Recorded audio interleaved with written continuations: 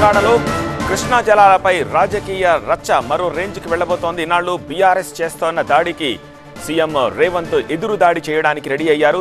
దీనికి సంబంధించిన బ్రేకింగ్ ఇది. కాసేపట్లో ముఖ్యమంత్రి రేవంత్ రెడ్డి అలాగే ఉత్తమ్ ఇద్దరు కలిసి ప్రెస్ మీట్ నిర్వహించబోతున్నారు. కేంద్రానికి కృష్ణా ప్రాజెక్టుల అప్పగింతపై ఒక స్పష్టత ఇవ్వబోతున్నారు. కృష్ణా జలాల్లో తెలంగాణ వాటా ఇతర అంశాలపై అఖిలపక్ష సమావేశం ఏర్పాటు చేయడానికి రేవంత్ సర్కారు దాదాపుగా సిద్ధమైనట్టు తెలుస్తోంది.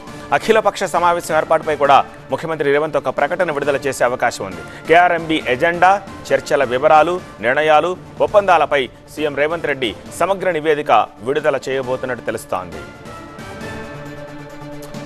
దీనికి సంబంధించి మరింత సమాచారం అందించేందుకు మా ప్రతినిధి ప్రభాకర్ ప్రస్తుతం మనకి లైవ్లో అందుబాటులో ఉన్నారు. ప్రభాకర్, ఎంతసేపట్లో ఉండవచ్చు ప్రెస్ మీటు? నివేదిక పూర్తిగా సిద్ధమైనట్టేనా? ఇప్పుడు దాన్ని బేస్ చేసుకుని సీఎం ఎలాంటి స్టేట్మెంట్ ఇచ్చే అవకాశం, కమెంట్ చేసే అవకాశం కనిపిస్తోంది? ఎగ్జాక్ట్లీ ఒక 1 అవర్లో ప్రెస్ మీట్ స్టార్ట్ అవ్వబోతుంది.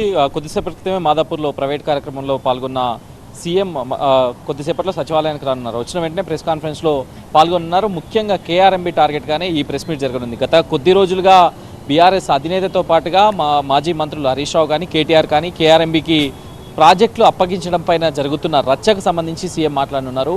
2014 నుంచి 2023 వరకు ఏవైతే కేఆర్ఎంబీకి సంబంధించి కానీ, ఇరిగేషన్కి సంబంధించి కానీ రివ్యూలు జరిగాయో, బీఆర్ఎస్ గవర్నమెంట్లో ఉన్నప్పుడు ఎట్లాంటి నివేదికలు ఇచ్చిందో, నోట్స్ ఇచ్చిందో, ఎజెండా ప్రిపేర్ చేసిందో వాటన్నింటినీ కూడా సమగ్రంగా సీఎం మీడియా ముందు పెట్టి వివరించనున్నారు. అసలు ఎక్కడ ఈ వ్యవహారం అంతా స్టార్ట్ అయింది, ఎక్కడి నుంచి తప్పుదో పడుతుంది అనే దానిపైన స్పష్టత ఇవ్వనున్నట్లుగా సీఎంఓ చెప్తుంది. ప్రధానంగా రేవంత్ ఈరోజు టార్గెట్ చేయబోయేదైతే మనకు తెలుస్తున్న దాని ప్రకారం ఉమ్మడి రాష్ట్రంలో 512 టీఎంసీలుగా ఉన్న నీటి వాటాను పంచడంపై, దానికి 299 టీఎంసీలుగా దానికి ఒప్పుకోవడంపైనే ప్రధానంగా ఫోకస్ చేయనున్నట్లుగా తెలుస్తుంది. 299 టీఎంసీలుగా ఎందుకు ఒప్పుకున్నారు?